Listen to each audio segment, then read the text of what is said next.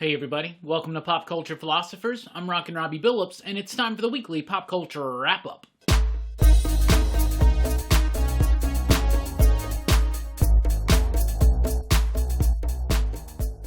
That's right, everybody. Thanks for checking out the video. I am Rockin Robbie Billups. This is the weekly pop culture wrap-up. It's the show where I go over the week's pop culture news, mostly comic books and movies. Let's get right into it. Neverlanders is a new graphic novel that's going to be coming from writer Tom Taylor with artist John Somariva. This is going to be a reimagining of the Peter Pan story as a kind of like a war story or something like that, all right? It's a deal made with Penguin Random House for 2 graphic novels. It's called The Neverlanders, and it's like a war-torn Peter Pan type story.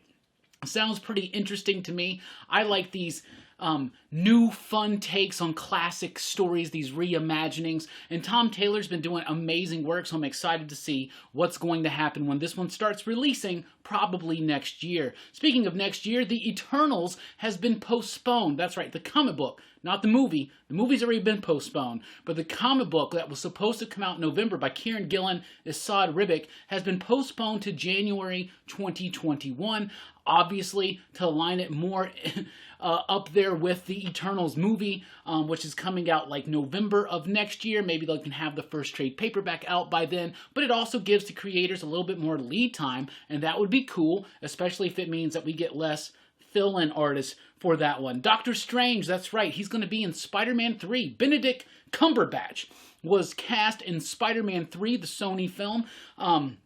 This is leading a lot of people to thinking that since the next Doctor Strange movie is about the multiverse and that we've got Jamie Foxx coming back as Electro in Spider-Man 3, there are rumors swirling around. I think they're unsubstantiated rumors about Tobey Maguire and Andrew Garfield being in talks right now to join Spider-Man 3. People really think they're going Spider-Verse. I still hope they're not. I mean, they got the animated movie for that. We don't need to do that live action yet. We don't have to throw everything in it like the kitchen sink and Michael Keaton, you know, like they're doing over at DC with the Flash movie. But that's cool. Doctor Strange, it seems to me like now they're trying to set up Doctor Strange to be the face of the Marvel Universe then? Is that what they're trying to do? Instead of Tony Stark, it's Stephen Strange? I don't know, but that's interesting news and super, super cool. I'm excited to see what they are going to be doing in Spider-Man 3. Green Lantern has been greenlit by HBOMax for a 10-episode TV series, 10 one-hour episodes. It's going to be focusing on pretty much every Green Lantern. We're talking about Alan Scott, Guy Gardner, Jessica Cruz, Simon Baz. I didn't see any official word though on Jon Stewart, Hal Jordan, or Kyle Rayner, but I did see them talk about Kilowog and Sinestro, so it'd be weird if they did every other Green Lantern except for like Hal and Kyle and John. That would be weird, but whatever. It's going to be written by Seth Grahame-Smith and Mark Guggenheim, so they're familiar with the properties, they're familiar with this kind of work, and I think it's a cool approach. It'd be really hard to throw all that Green Lantern stuff into one movie, so doing a 10-episode TV series on HBO Max, I think makes a lot of sense. We've known that this has been coming, but now it is officially greenlit and it's happening. So there you go. Who would you cast as the Green Lantern Corps in each role? Let me know in the comments down below. Black, the comic book series. Remember, Black is a comic book series and it's set in a world in which only black people start developing superpowers, right? And it was a really interesting comic book. They've spun this whole world out of it, Black AF and all that kind of stuff. So that's interesting. Warner Brothers has taken notice, and they have now greenlit a movie. There's no director attached, but Brian Hill has already completed the screenplay. Brian Hill is an exceptionally great writer, so I'm really excited for this. I think that's good news. And if you can find them, because Black debuted like in what, 2016, 2017, or something like that, those first issues are already starting to skyrocket up. Jurassic Park, I almost said Justice League Dominion. Jurassic World Dominion has been delayed to June 2022. We'll see if that date stands, because this week, yes, another coronavirus-related shutdown on the set of Jurassic World, but that's been pushed back. Also, Dune has been pushed back to October of 2021. That's right. They released that trailer. They get everybody hyped for it. They're like, guess what? We're going to hold it off for another year. But like we've said on this show many times before, movies are done for 2020 pretty much, unless it's going to be straight to on-demand or something like that. It's just not going to happen. Hopefully 2021, we can all start returning to the theaters in full. I'm excited to await that day. Speaking of not waiting, though, Soul is going to release on Disney Plus on Christmas Day, December 25th this year. Soul, the new Pixar film, is completely forgoing the theaters, and it's going to Disney Plus, much like Mulan did. However, it will not have the premium $30 fee charge associated with it. So this one's just going to drop on Disney Plus, and if you're a Disney Plus subscriber, you will have access to it. I think that's the right thing to do. The Mulan $30 price tag didn't really seem to agree with many people, and it seems like a lot of people just kind of decided to jump out of it. Let's talk about some trailers. The Show is a new movie that's from the mind of Alan Moore. Now, it's not directed by Moore, but it's from the mind of Alan Moore, so I'm assuming he wrote it or whatever. I watched the trailer. It looks colorful. It looks interesting. It looks freaking weird, yo. And that's what's to be expected.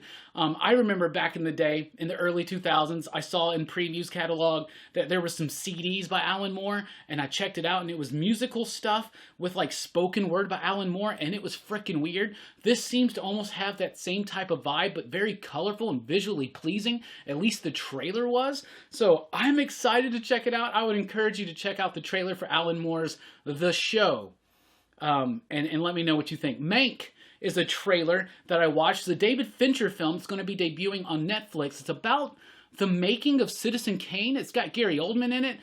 It looks really interesting. It's hard to piece together where they're going with this movie from the trailer, because the trailer's done in a very old school type style. It doesn't give you a whole lot of information, but a lot of nods to Orson Welles' style of filmmaking in Citizen Kane. Citizen Kane is one of my absolute favorite movies of all time. I know that sounds cliche for a movie critic type person to say, but it's true, and the battle over Citizen Kane is one of my favorite documentaries of all time. So I'm excited to see what David Fincher can do with this project. The Stand just released their trailer. That's right, it's debuting in December.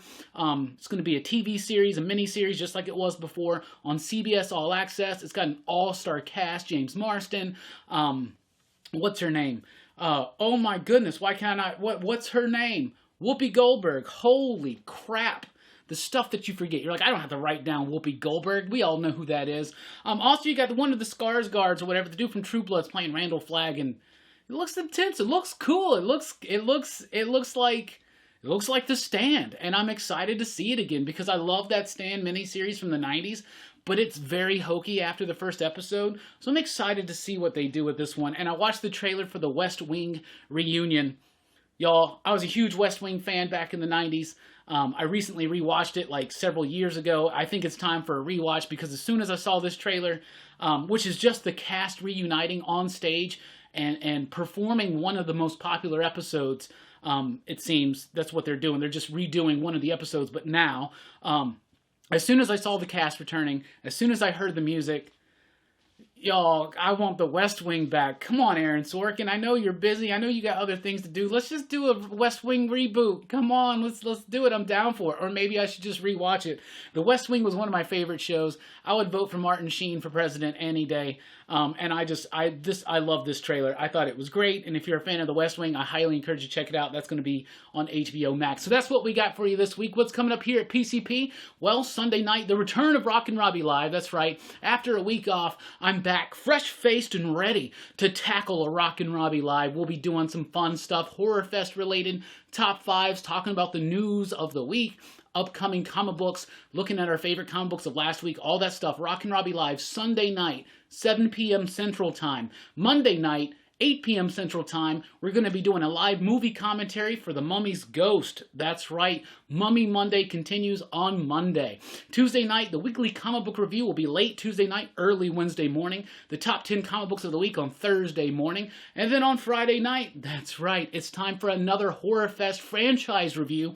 We'll be talking about all 5 Phantasm films, and we'll be doing it live Friday night, 9 p.m. Central Time. And then next Saturday, right back here for Pop Culture Philosophers, weekly pop culture wrap-up. Oh, and also, we have bonus Horror Fest movie reviews. That's right, and it starts tonight on Dylan's Comics around 9:30 p.m.-ish Central Time. I don't know, Dylan's kind of he always waits till the last minute to really plan it out, like when exactly we're doing it. But we're going to be talking about the Monster Squad tonight live on Dylan's Comics. Be sure to sub up to Dylan's Comics. The link down in the description or on the homepage here. So thank you so much for checking out the video. Please do like, share, and subscribe, and let us know in the comments below any thoughts you have about any of these upcoming comics or movies, the news, whatever. You know the deal. Just comment below. We love keeping the conversation going. Thank you so much for checking out the video. Please do like, share, and subscribe. Click the notification bell so you don't miss a single video. Be sure to sub up to Dylan's Comics so you don't miss the Monster Squad review tonight on his channel. Thank you guys so much. I've been Rockin Robbie Billups. Thanks for rocking with us. Keep on living.